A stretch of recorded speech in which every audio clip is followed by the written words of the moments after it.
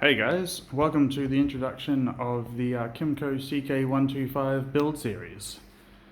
I picked this guy up, I think it's a 2012 CK125, and it's pretty much a Honda CG2, it's a CG125 clone, basically, by the Chinese company Kymco. And I picked this sucker up for $80, I believe, and wheeled it home through the Australian summer, through the fucking bush, and yeah, got it home. And I've had it for a little while now.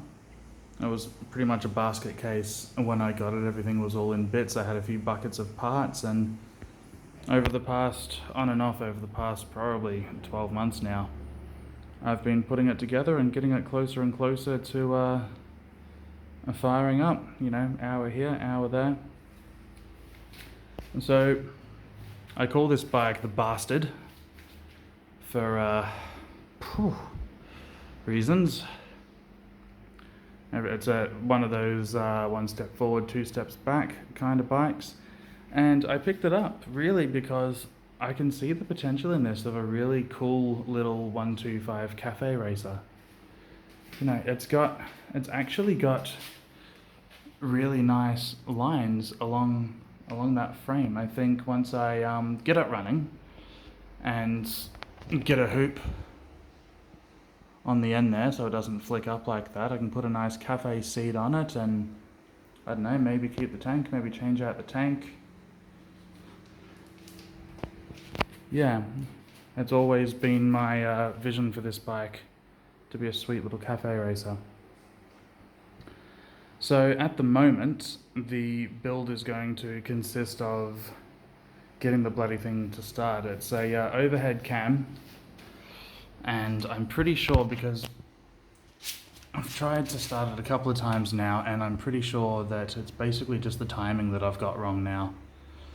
So I need to get into there to play with the cam chain, make sure that everything's a top dead center and everything lines up, because I just kind of whacked it all back together, and I think that might be the last piece of the puzzle. I've taken all the evap crap off this one, as well as my heist, and I've just put kind of vacuum valve covers on them rather than actually doing a block off and a true delete. I mean, I will once I get it running, but the idea with this bike is to keep it nice and cheap and not sink too much money into it until I know that it's actually a viable project. I could probably move it on right now for triple what I paid for it, because it's that bloody close and no longer a basket case. So yeah, that's what this build is going to consist of. Basically, it's just going to be getting it to start first.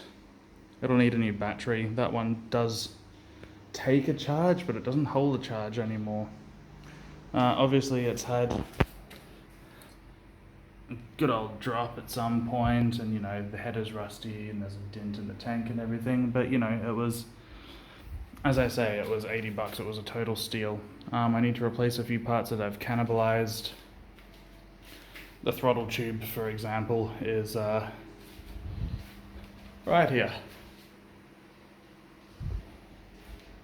And, you know, as I said, I haven't really done a good job on that. That's just liquid gasket there and in here as well. Like, I'll have to do a proper job once I get it all running.